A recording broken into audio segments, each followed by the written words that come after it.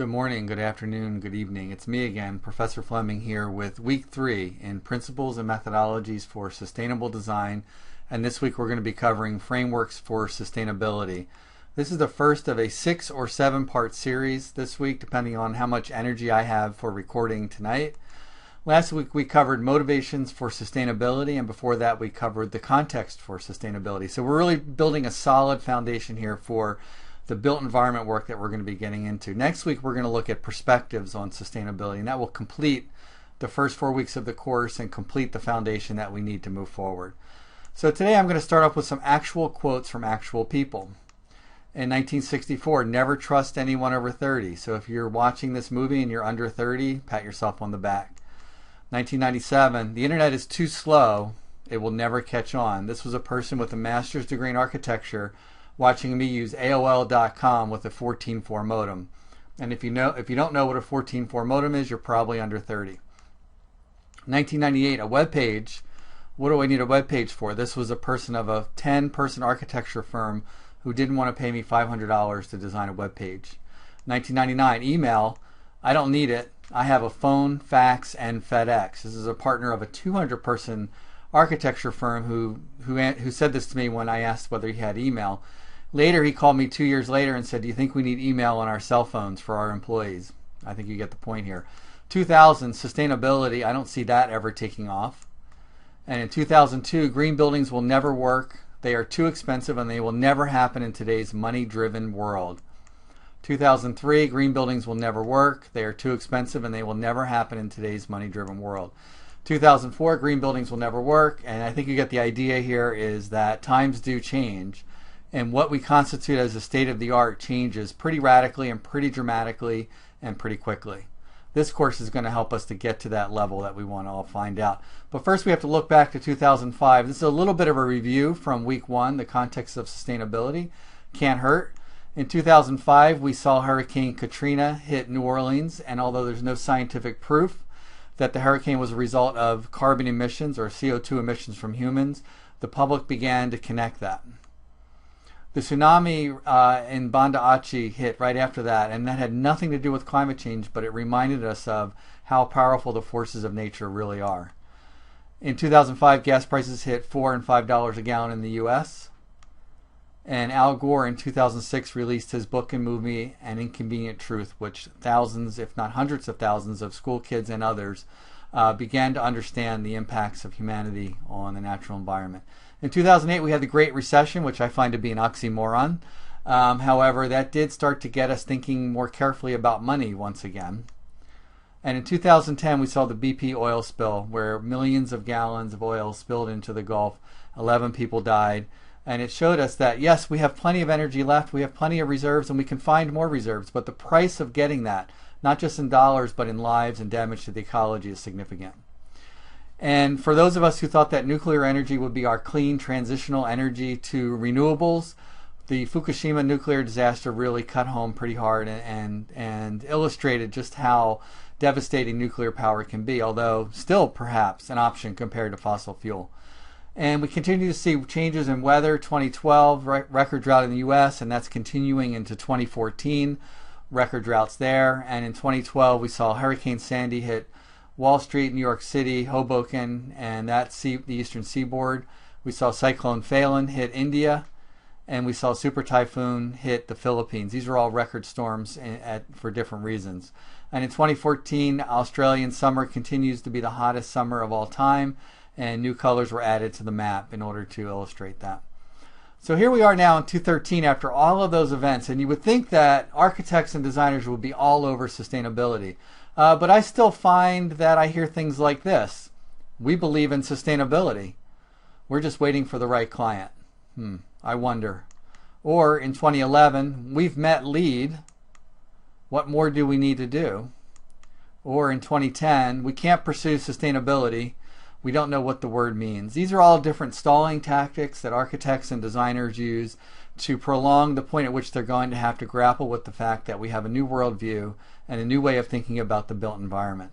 This course is about getting beyond those kinds of excuses and stalling tactics and about moving into the next realm of design. So why don't we start by realizing that our world is changing and our beliefs and values are also changing. That's great.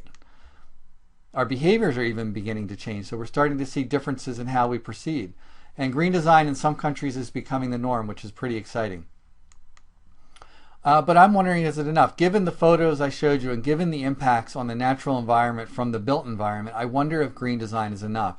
This week's lecture is going to try to answer that question as clearly as possible. So why don't we get started a little bit? Let's talk about greening, the Prius, dual flush toilets, buy local, cool thermostats, recycling, organic food, the Green Building Council. All of these are going green or helping us to go green. But really what's happening there is we're mitigating our impacts on the natural world. We still live in a largely consumptive worldview or consumptive pattern of development, and therefore these wonderful things, and I think we should celebrate them, are not going to get us to where we need to go. And I drive a Prius. I love it. It's fun. I drive really slow. I hypermile. People get very annoyed while they drive behind me. So the world has gone green on some level, and depending on where you live in the world, the level of green will be different. And I do think it should be celebrated. However, I wonder if we're patting ourselves on the back a little too early. I wonder if meeting LEED Silver, for example, as a rating system is really going to be enough to get us over the hump towards where I think we need to head. So we can pat ourselves on the back and say we've made it. And we can say that green is embedded in everything we do. And that one always really scares me because I see regular corporations and companies and organizations claiming that everything they do is green. And when you look very closely at what you're actually doing, it's really not there. So I say really. And I wonder if sometimes we wake up in the morning and we put green lipstick on our face and we start to convince ourselves that we've gone far enough. But how much of greening is just lipstick? How much of it is marketing? And how much of it is reality? I have to say that my partner and I, research partner and I, got called up to New York for a sustainability project in a large textile firm. And the first thing they said to us in the meeting was, "You're here because we're tired of talking about sustainability and changing our website. We actually would like to do the things that we're promising people." So what we're seeing now in this decade, 2010 to 2014 to 2015 to 2020, is really the transition from talking about sustainability at a surface level and moving into it much more deeply.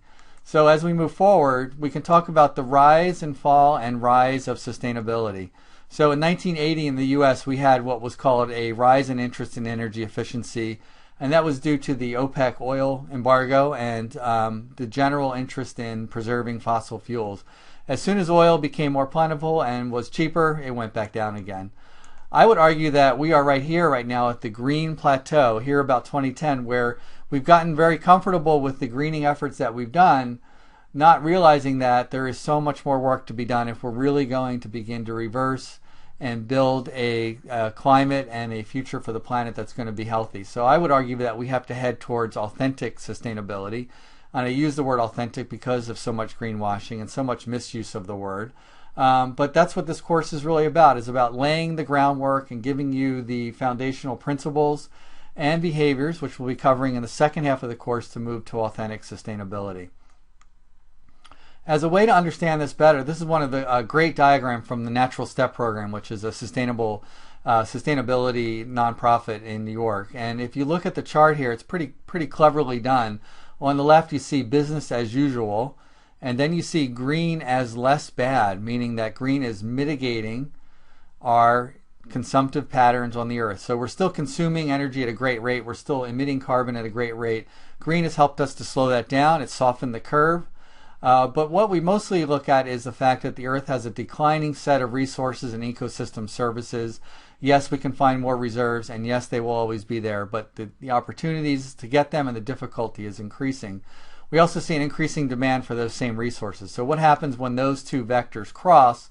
We reach a position of what we call unsustainability. And in that case, we start to think about peak oil as a real possibility.